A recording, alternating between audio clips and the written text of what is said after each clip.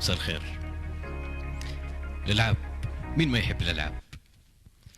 اللي يحب الألعاب يرفع يده. واو. وش أول شيء جاء في بالكم يوم قلت ألعاب؟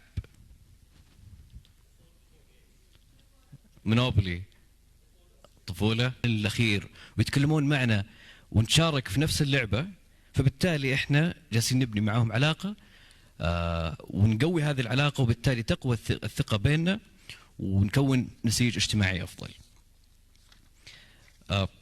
الإنتاجية، إحنا نعلم بأننا نشعر بالسعادة لما نعمل بجد مقابل الراحة، ونعلم أننا مستغلين كبشر لطبيعتنا البشرية، لقدراتنا، لرغبتنا في تحقيق الأفضل والإنتاجية والإثمار، فنعمل عمل شاق له معنى، واللاعبين مستعدين أنهم يعملون هذا العمل الشاق حتى يصلون لمعاني سامية وأهداف حقيقية إذا أعطوا العمل المناسب لهم.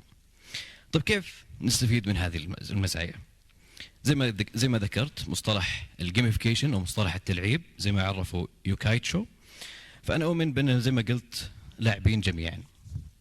طيب عناصر التلعيب عناصر كثيرة، في نموذج اسمه اوكتاليسيس، هو 8 أبعاد، أنا اخترت منها أهم 3 أو أكثر 3، كلها مهمة، لكن هذه العناصر تختلف حسب طبيعة المنتج وحسب طبيعة النشاط اللي أنت تعتمد عليه. العنصر الأول هو التحفيز، وباخذ مثالين، مثال محلي ومثال عالمي لشركة نايكي. احنا كلنا نهتم بصحتنا ونسعى للاهتمام بصحتنا، نبي نمارس الرياضة، بس مين مستعد انه يمارس المشي 40 دقيقة يوميا او انه يستمر في نشاط رياضي بشكل مستمر يوميا؟ طبيعتنا بشر نسعى دائما لاهداف قصيرة المدى، الاهداف طويلة المدى هذه في شيء يردنا عنها. فنايكي استغلت هذه الفرصة من خلال ساعتهم في انهم يحفزون الناس على ممارسة الرياضة. فانت كل ما مشيت كل ما تجيك نقاط، وبالتالي يطلع لك رسائل تحفيزية تقول لك تراك افضل من الاسبوع الماضي، انت اليوم ادائك جيد، انت اليوم صرت في المستوى هذا، شوف اخوياك كم رقمهم. فاستغلوا ميزة التحفيز او عنصر التحفيز في انهم يحفزون المجتمع والناس على ممارسة الرياضة.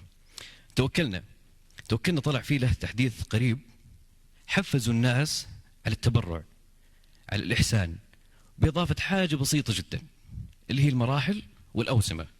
تبرعت 100 ريال حتاخذ وسام لونه فضي، تبرعت ب1000، تبرعت مليون، فكل ما تبرعت أكثر كل ما زاد الأوسمة عندك، وشعرت أنت شعور داخلي عندك بأنك جالس تنجز أو جالس تاخذ مكافأة على الشيء اللي أنت عملته، بالرغم أنها صورة أضيفت داخل التطبيق. العنصر الثاني اللي هو التأثير الاجتماعي والارتباط. باخذ مثال شبكات التواصل الاجتماعي، وكيف احنا اليوم جالسين نستخدم شبكات التواصل الاجتماعي في التأثير وفي الارتباط. لينكدين اضافوا حركة مع بداية ظهور لينكدين، شبكة علاقاتك الاحترافية عادة يكون التواصل فيها رسمي، فكيف يحسنون من ميزة التواصل والترابط؟ اضافوا خاصية التنبيه، إذا زميلك في العمل كمل سنة طلع لك رسالة بارك لفلان ترى كمل سنة، صار له ترقية وسوى تحديث، تطلع رسالة لكل المشتركين معاه أو كل المرتبطين معاه أنه حصل على ترقية، فالكل يتشارك في المباركة والتهنئة. بوكينج، كلنا نحجز فنادق، كلنا نسافر. عنصر من عناصر التلعيب المستخدمة في بوكينج هو الندرة ونفاذ الصبر. لما نيجي نحجز غرف دائما تجينا رسالة ترى في 10 ولا 40 شخص في هذه اللحظة جالسين يشوفون هذه الغرفة وترى باقي واحدة.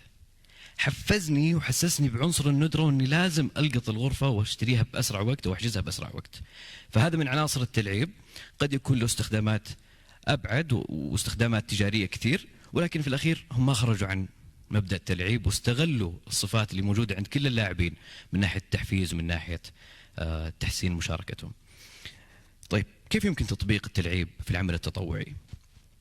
أنا أعتقد بأنه عناصر وأساليب التلعيب تزيد من التفاعل، فلما أعمل التحفيز وأعمل تنافس بين الأعضاء والمشاركين في العملية التطوعية، لا شك بأن هذا العنصر راح يساهم في زيادة التفاعل بين أعضاء المجموعة، كذلك راح يضيف معنى للشيء الذي يقومون به أكثر من استشعارهم واستدراكهم للمعنى الحقيقي.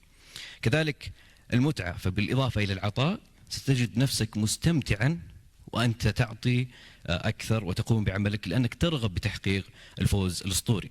تذكرون الفوز الأسطوري؟ تخيل معي جالس تعطي وتشوف نتيجة هذا العطاء، فأنت بالنسبة لك حققت هذا الفوز اللي بك. كذلك إضافة معنى إلى المهام، فكل مهام تدرج أو تعطى لأعضاء المجموعة يضاف لها معنى، فبالتالي أنت تحقق هذه المعاني السامية التي لديك. زيادة التنافس، لا شك بأن التنافس يحفز الأشخاص على الإبداع والعطاء وتقديم أفضل ما لديهم.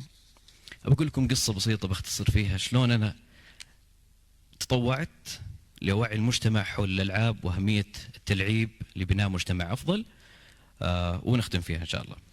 قبل كم شهر كنا مشاركين في معرض كان لنا وجود كشركة، وجتنا سيدة فاضلة يمكن فوق 50 من عمرها، قالت وش تسوون؟ قلت والله احنا نسوي العاب، الاجراء الطبيعي اللي جالس اعرف بالشركه وش احنا نسوي وش عندنا منتجات. قالت ايه انتم اللي تخلون عيالنا ينتحرون؟ لا يا خاله احنا ما نخلي العيال ينتحرون. قالت لا، في الواتساب شفنا واحد ولد رابط نفسه وبيبي ينتحر. فهنا جت شمعه وشراره، المجتمع يحتاج توعيه، في صوره نمطيه سيئه، في رسائل سيئه، فنحتاج الى التوعيه وأن نقدم معلومات تساهم على الأقل أنه تبين وش فائدة الألعاب، وش أضرار الألعاب، وإيش دور العائلة في أنها توجه أطفالها. فسويت حساب على تويتر أو حسابي الشخصي، وبدأت أشارك معلومات عن الألعاب وطبيعتها وتاريخها وكيف تستخدم عناصر التلعيب في أنشطة حقيقية، في أنشطة تجارية تساهم مثلا في زيادة الإنتاجية، تساهم في تحقيق إيرادات أعلى وإلى آخره.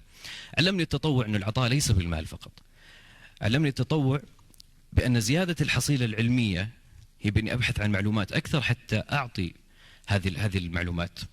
كذلك بنت لي شبكة معارف أكثر وأكثر وأكثر من مختلف الدول، مختلف الجنسيات، مختلف الأعراق.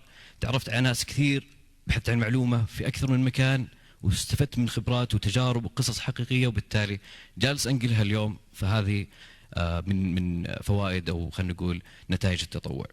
نتذكر دائما أن الألعاب هي وسيلة نستطيع أن نستخدمها الاستخدام الممتاز ونحقق فيها نتائج أفضل. شكرا لكم.